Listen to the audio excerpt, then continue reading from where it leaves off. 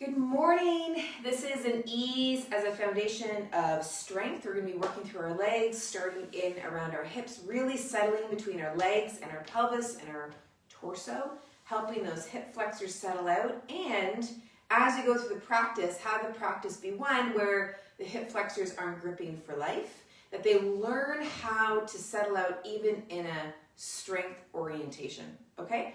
So I've got a few things here. I've got my chair. I've got a strap, a block, and if you would like and you have one handy, a sandbag, okay? So we're gonna start on our backs. I've got a chair here. You can use bolsters if you'd like. And here, from here, just taking the sandbag and just resting it at the lower part of my body here. So the pelvis is on the pelvis as well as on the belly, right? So it's not on the belly. Right up down here. So it's on the bony bits as well as some soft tissue. And we're just going to sit and lie here and settle in, breathing really easy.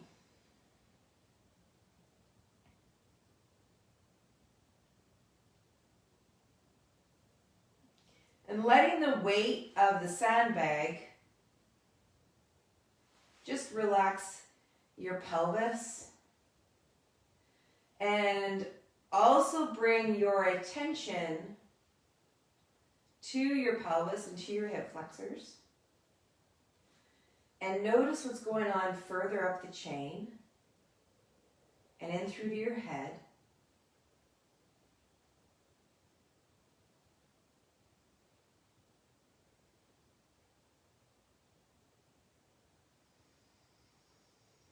Really, really, really, really, really easy breath.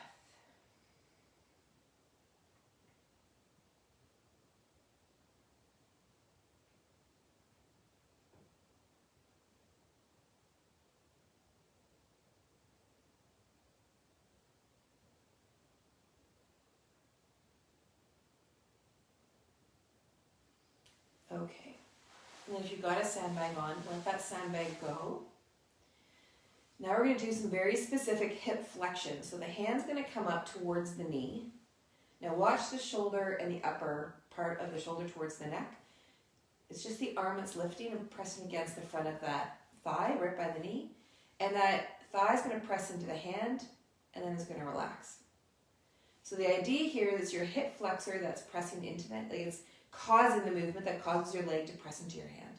And then relax. Notice if you want to use anywhere about your mid-back or your lower back, none of that needs to be used. So it's just your hip flexor that's engaging. Watch the other leg, and if it wants to press into the chair, that's it, good. And then the other side, press, and then relax, press, and relax.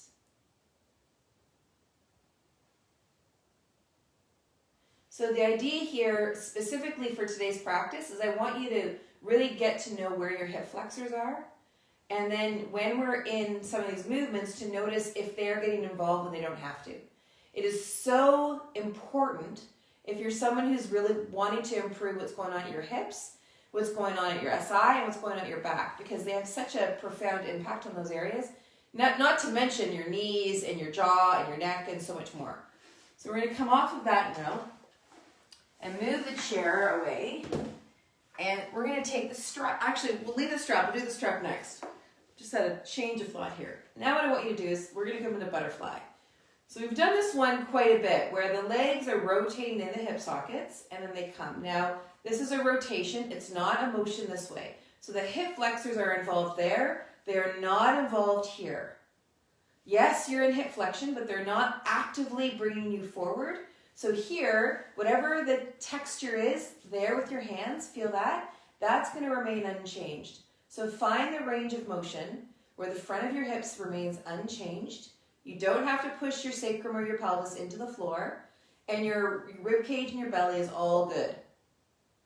So there's nothing further up the chain or further down the chain that's compensating for this movement.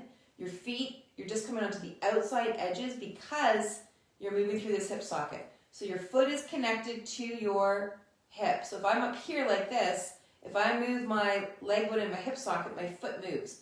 I can move my foot, but I want to make the movement of leg bone and hip socket. I want to make the movement leg bone and hip socket. So the movement onto your feet, like onto the outside edges of your feet, is because of what's happening through your hip. So pay attention to that. Just notice where that range is.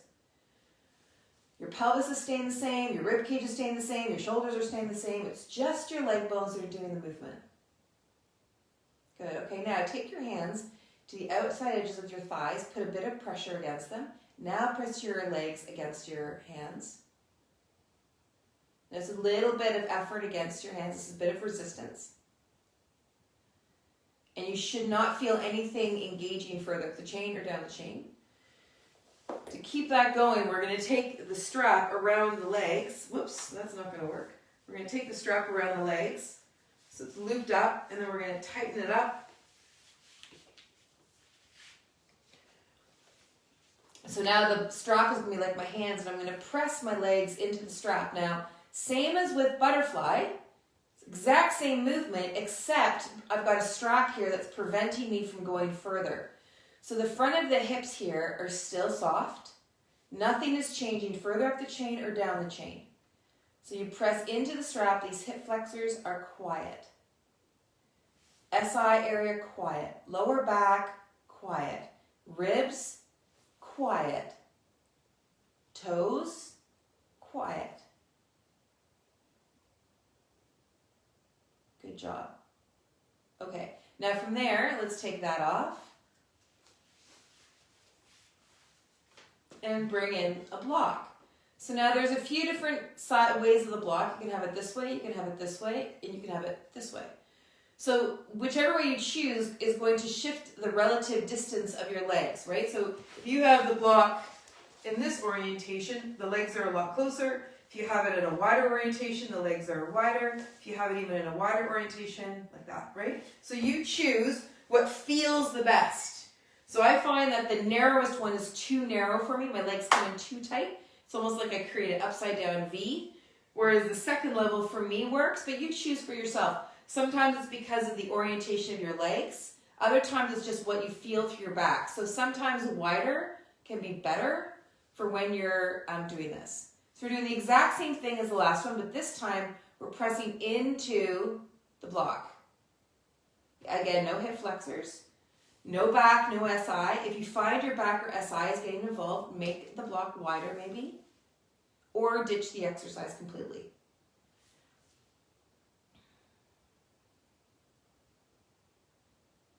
Good job. Okay, let that go. All right, now from here, we're going to take the leg up towards your belly. So this is now hip flexor territory. Hip flexors are engaging. You're going to take your hand around the leg. The knee's going to straighten just ever so slightly. Okay, so now you've got the leg, you're going to rotate this leg bone in the hip socket and place the ankle on the knee. That whole movement that I just walked you through, there is no pelvis motion. Okay, so let's do that again. The leg comes towards your belly, the knee straightens a little bit, you start to rotate that leg bone, the pelvis is totally quiet, ankle comes onto the knee. Okay, good. And then bring that off, other side. Knee comes to your belly, knee straightens a little bit, pelvis is quiet, move that leg bone into rotation, place the ankle on the knee. Right, so I'm breaking all of this down, the movement into its component parts, because so often when people do this, they shift their pelvis all over the place. And you might wonder, well, what's the big deal? Oh boy, I cannot go on about how much of it can be a big deal. Because you think you're doing the movement of a leg bone and the hip socket, you think you're helping your hip, you think you're helping your hip flexor, but in fact, everything that's moving is between your pelvis and your rib cage, not really your leg bone and your pelvis. So you're not doing the thing that you're intending to do. Okay? So we just want to make sure that what you're doing is what you want to be doing. Okay, so now from here, let's come up and just do a quick side.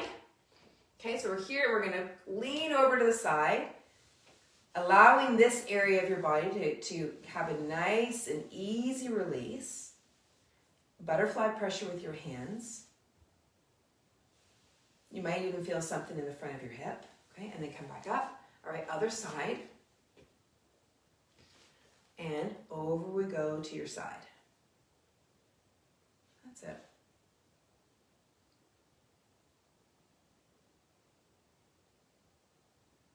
Nice. Okay, now come on up. So this is where we start to play with some strength. So taking the strap and the sandbag away, we're going to take our legs wide, okay? And we're going to rotate leg bones in the hip socket. So feel the 3 points on the bottom of your feet. Ball of the foot, base of the pinky toe, center of the heel. You're going to come down ever so slightly here. Now, those of you with knee stuff, you have to pay attention to your knees. Okay? Hands become behind your thighs. I want you to press the thighs this way towards the wall into your hands. We're going to be here for a number of breaths. So find the place that makes the most sense for you. Right? So if you're finding that your knees are kind of getting a little bit like, ooh, then come up a little bit.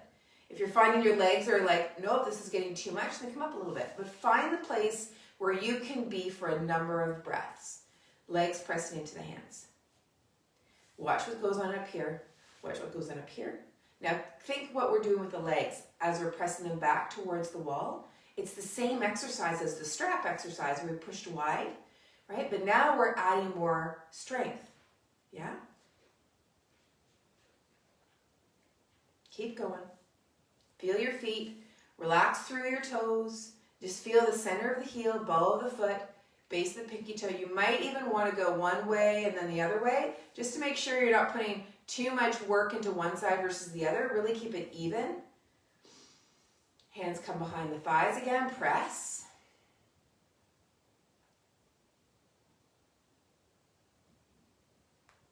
Okay, 2 more breaths. Good, and then come on up. Okay, take a breather. Bring the legs back together for a second, and you can kind of move, shake your legs out a little bit. All right. Let's go for it again. Legs come wide. You're going to rotate the leg bones at the hips. Okay, now you can decide. You've got to pay close attention to your body. As you start to lower down, hands are on the outside of your thighs. As you start to lower down, notice where you compensate higher up. Maybe you come down a little bit further. You decide. We're coming here again for a number of breaths. You decide, right? There's no point in my books anyway of pushing into something that's the movement is not going to help you become more functional, because then you're just going to become stronger in a dysfunctional pattern. You're going to become stronger with more tension. You're going to become stronger and feel tighter. You're going to become stronger, but without a foundation of ease. So how sustainable is that? Yeah. So you got to find what really works for you. Yeah. Just feel the bottoms of your feet, center of your heel, ball of the foot, base of pinky toe. Notice if you want to grip through your feet at all. You can let your hands go, but just watch to see if those legs want to fall inward. And the idea is your legs are pushing back. That's a big active part of this with the outside of your hips. This is what I find can really help balance off the pelvis. This is one movement that can balance with, or bring a bit more balance with the pelvis, whoops, so that your hip flexors don't have to be the one who does all the gripping all of the time, right? Okay, come on up. Bring those legs back together. Good, now notice what you're feeling. Sometimes I find when we do leg work, we really start to feel the lightness that comes up. That's a good indication that your core has been evoked. We're going to come back again. Rotate those leg bones out now. Hands on the outside of the thighs. Good. Now, a lot of you, for where you're tuning in from, probably have a very similar season to me. Not everybody, obviously. But it's winter here. We had a big dump of snow the other day. It's awesome. It's also cold. So doing this kind of work of like strengthening and getting the fire going can be very helpful for warming up your body. And if you want to come down lower, you can. But you have to decide, when you're moving through your hips, your knees, and your ankles, you need to decide how far to go, yeah? Right? So I'm all game for getting a really great experience of strength through your legs, but not at the expense of gripping and bracing. Like you can tell my voice hasn't changed very much compared to being here or here, right? So it's like you can notice if you're starting to grip on the inside, then question yourself as to how deep you're going. Yeah? Great, and then come on up. Perfect, and then come back. So that's something you can play with. You can keep going lower and lower and lower and lower and just keep exploring it, but keep in mind your knees, keep in mind your ankles, yeah, and just get a feel for that. Okay, now just little tiny squats here in chair. The idea here is move through the hip and the knee. You're not lowering that torso down.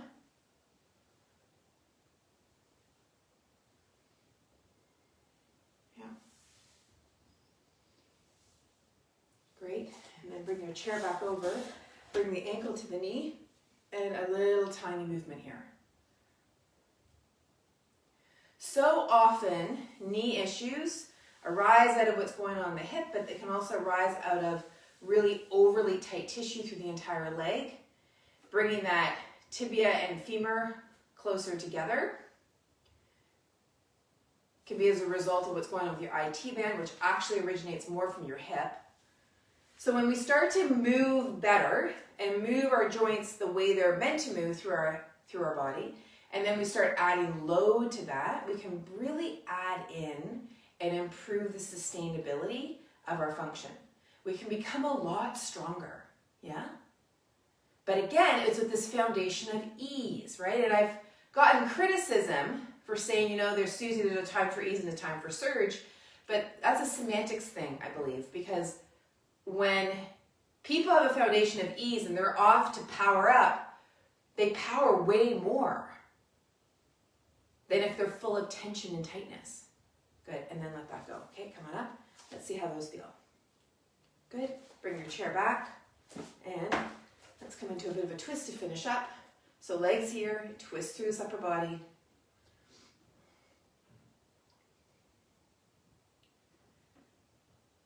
But we don't talk about ease so much in our culture, particularly this year.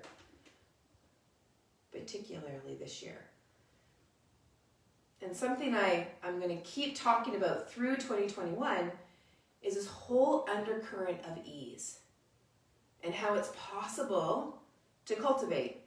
You might be a little abnormal in the world by doing it, but you'll feel really good. Good, and then let that go. I'm going to turn my chair so you can see me.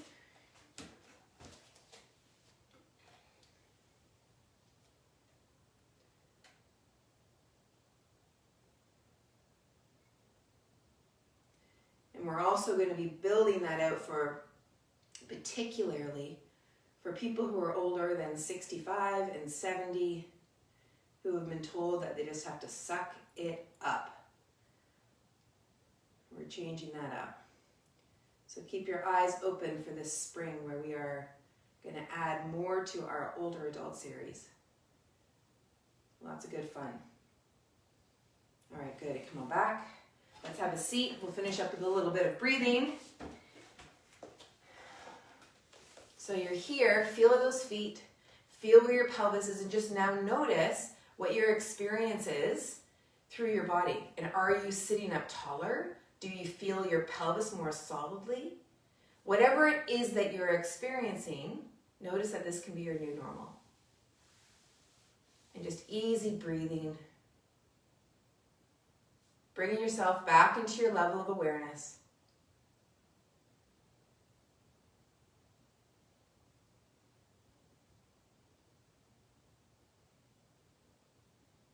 Nice. All right. You have a very, very, very, very lovely day. This will be the last of the live sessions for the rest of the year. We've got some great reruns to take you right through the holiday season to the beginning of the year. I'll be off with my family, totally enjoying the 3.5-year-old spirit of Christmas. You have a great, great week. We will see you in the new year, but do check in for our reruns that will happen from Thursday onward. All right? Mwah! Take good care. Have a great rest of your year. And see you in 2021.